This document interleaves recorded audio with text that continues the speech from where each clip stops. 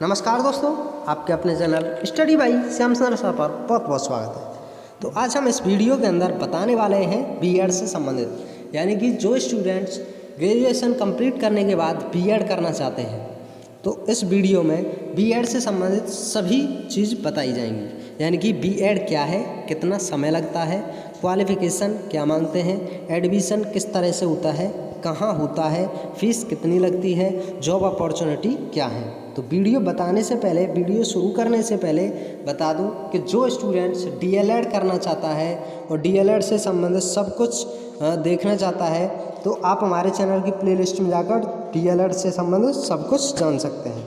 तो चलो शुरुआत करते हैं। बीएड यानी कि बीएड क्या होता है। तो बीएड की फुल फॉर्म जो होती है वो होती है बैचलर ऑफ एजुकेशन। अब इसे करने के लिए कितना समय मांगते हैं, कितने समय में यह कंप्लीट हो जाती है, तो यह 2 वर्ष में कंप्लीट हो जाती है। यानी कि हर वर्ष आपको पेपर देने होते हैं, पर ईयर आपको एग्ज़ाम देने होते हैं। अब इसमें क्वालिफ़िकेशन क्या होती है, तो 10th 12th तो ये तो होती है, प्लस में आपको ग्रेजुएशन भी इसमें कंप्लीट करने के बाद इसे कर सकते हैं, और वो भी ग्रेजुएशन में 50% प्लस मार्क्स होने ही चाहिए।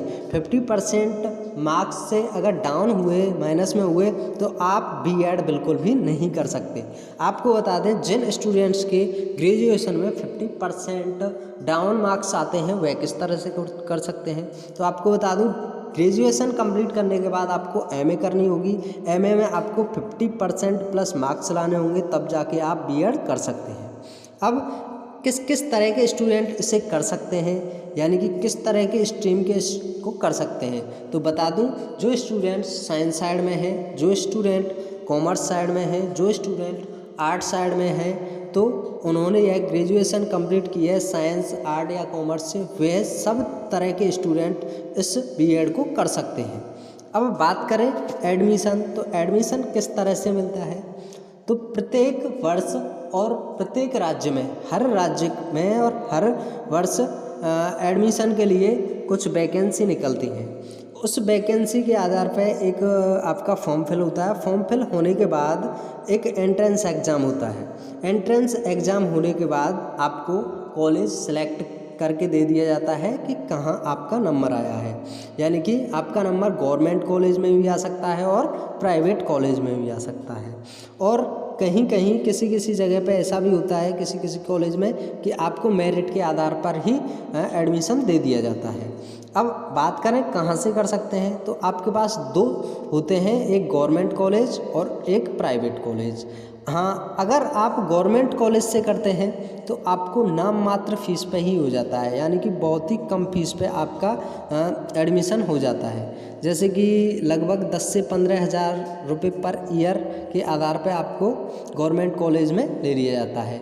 लेकिन आप प्राइवेट कॉलेज से करते हो तो प्राइवेट कॉलेज में बहुत ज़्यादा फ़ीस देनी होती है। लगभग आपको बता दूं, 50 से 1 लाख रुपये तक के बीच में आपको फ़ीस पर ईयर देनी होती है।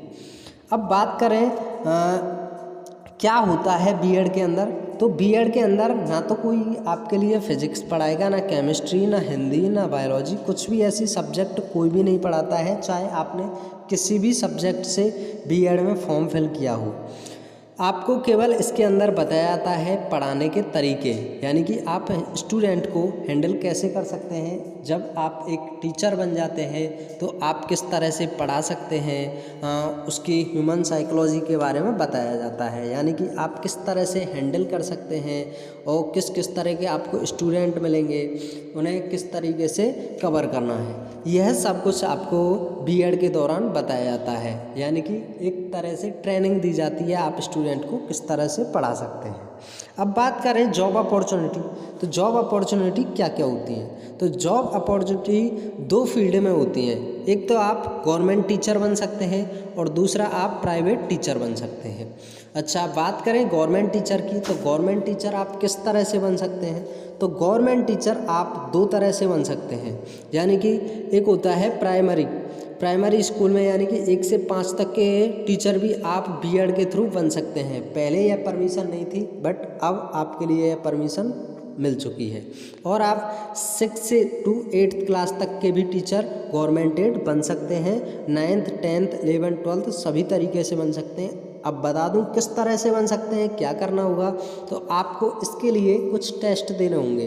जैसे हर राज्य का अपना अपना टेट होता है, जैसे यूपी टेट उत्तर प्रदेश का एक टेट होता है, यूपी टेट एक बार क्लियर करना होता है। उसी तरीके से पूरे केंद्र पर जो पेपर दे सकते हैं या राज्य में दे सकते हैं, उसके लिए आपको सी टेट यानी कि सी टेट कंप्लीट करना होता है। उसके बाद आपको जब तक आपका नंबर न आए तब तक आपको सुपर टेट देते ही रहना है। जैसे जैसे हर बार वैकेंसीज आती हैं उसके बेस पे आपको सुपर टेट देना होता है। सुपर टेट में जैसे ही आपका नंबर आ जाता है, यानी कि उसकी मेरिट लिस्ट में जैसे ही आपका नंबर आ जाता है, तो आपका सिलेक्शन हो जाता है और आप एक गवर्नमेंट टीचर बन जाते हैं। हाँ, इसमें एक और अपॉर्चुनिटी होती है कि आप पीजीटी का टेस्ट भी दे सकते हैं और टीजीटी का भी टेस्ट दे सकते हैं, यानी कि अपनी सब्जेक्ट बेस पे आप अपना टेस्ट दे सकते हैं और आप गवर्नमेंट टीचर बन सकते हैं।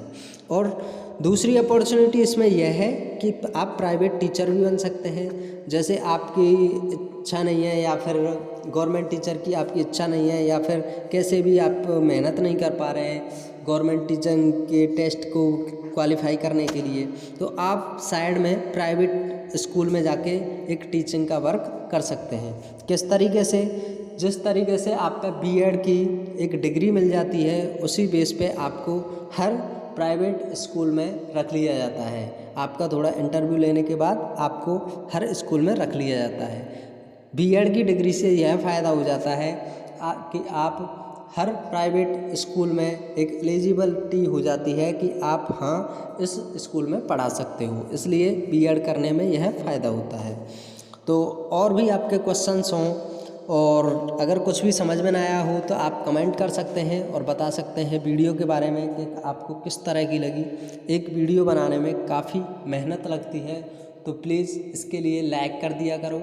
अगर आपने चैनल सब्सक्राइब नहीं किया है तो चैनल को सब्सक्राइब कर लिया करो और अपने दोस्त फ्रेंड्स के बीच इसे शेयर भी कर दिया करो। अगर आपको अच्छी नॉलेज लगी है तो हो सकता है उन फ्रेंड्स की भी हेल्प हो जाए, इसके लिए आप चैनल को शेयर कर दिया करो, वीडियो को शेयर कर दिया करो। Thanks for watching. जय हिंद।